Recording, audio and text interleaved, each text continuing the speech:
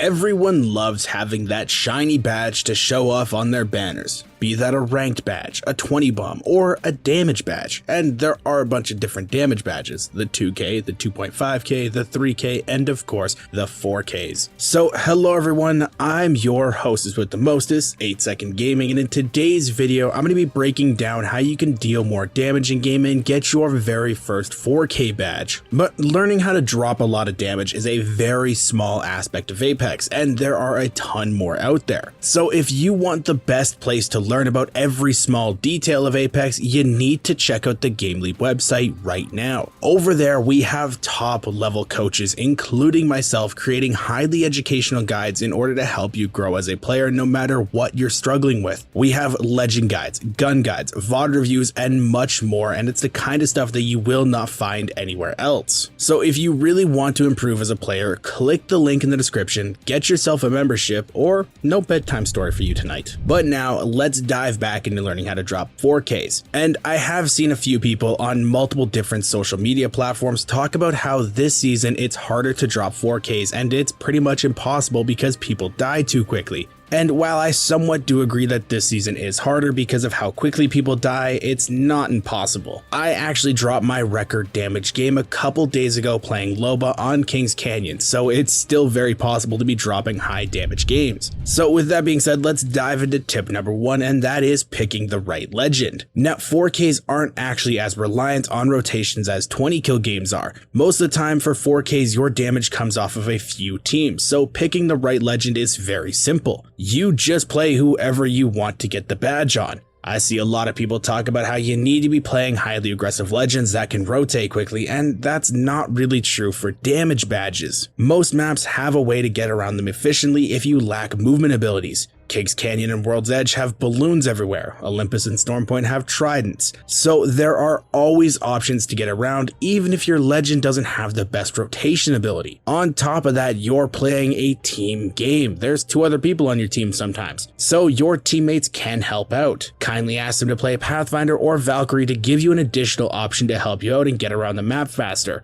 Or if you're in a pre-made squad, you can build a team around getting around the map and helping you out get more damage. There are always options if you look for them. Don't force yourself to play a legend you don't want to play just to get a badge that you won't be able to show off because it's not on your main legend. Moving on though, let's talk about tip number 2, and that is where to land. This one is much like picking the right legend, as it isn't that important. People seem to think that you need to drop in the hottest spot that you can and deal as much damage as possible off the drop. And while this is nice, most of the time you will die in the process and lose any damage you may have done. A much better choice is to land in a spot towards the middle of the map where 1 to 2 teams are going. You can fight there, rack up some decent damage, and then look to rotate out. And because you're middle of the map, a lot of teams will be coming to you and you won't really have to look that far. Most of your damage isn't coming from teams off of the drop. They will mainly have white armor and not really heal up, giving you less effective health in order to farm damage off of. The main portion of your damage will be coming from mid to late game fights where people have purple or red armor and a bigger total health pool to farm damage in. So in my opinion, it is always better to land at a safer spot to fight. You can then get gear and loot to rotate out and find new teams to fight when people have more health. But if you are really trying to squeeze every drop of damage out that you can possibly, then landing in the hottest areas can be a solid strategy.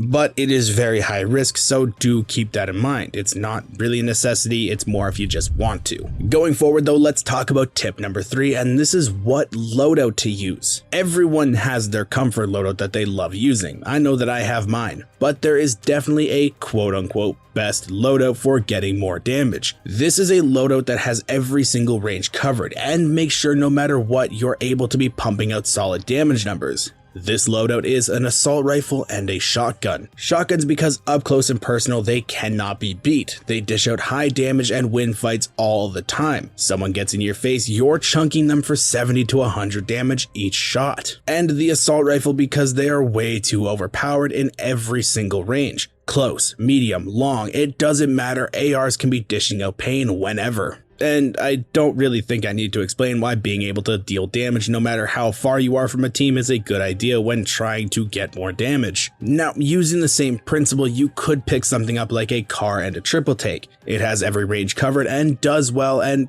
personal preference does play a role in picking your loadout. But out of all my high damage games, I've mainly used ARs and still highly recommend them. The wingman is also a solid choice, but unless you're really good with it, it's not worth picking up because it's high risk, high reward. So if you're a wingman demon, go for it. Though as far as what assault rifle to use, that comes down to what you're comfortable running. My best in slot would be a 301 or a flatline because of how consistent they are. But some people do enjoy the Havoc, and with a turbocharger it does beam in close range. Me personally, I don't think the Hemlock is up to par with other assault rifles when it comes to close range, but that's kind of why you have your shotgun, so if you like the Hemlock, go for it. Use the assault rifle that you feel the most confident with. If you don't feel confident with a 301, you're not going to be dishing damage out and you're gonna lose a lot of the fights. And now for tip number 4, this is to thirst all of your kills when possible. This is one that a lot of people do anyway, but some people don't exactly know why. When a player is knocked, they can still be damaged up to a total of 100, and it counts towards your total damage dealt.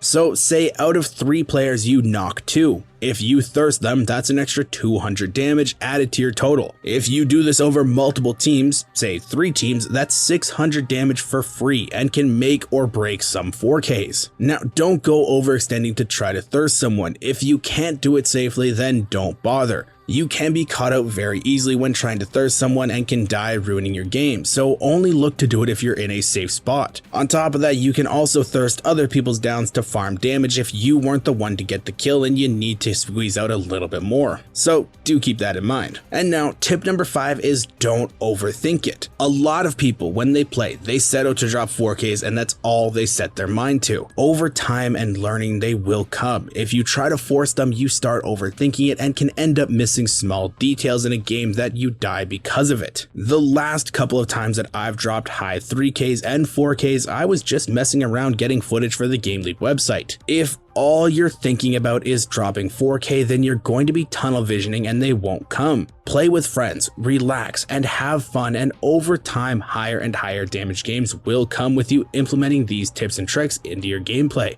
Don't worry about your legend, don't worry about your drop spot, play with a decent loadout and stop sitting there saying you have to drop high damage games every single time you play. When you do this, you're going to drive yourself crazy and then you get burnt out. It's just a game, have fun. Damage will come over time, so I really hope you guys enjoyed this video and learned something new. If you did and you want to stay up to date with the latest Apex Legends tips, tricks, and news, don't forget to smash that like and subscribe button. Thank you all for watching. Once again, I'm 8 Second Gaming, and I will see you in the next one.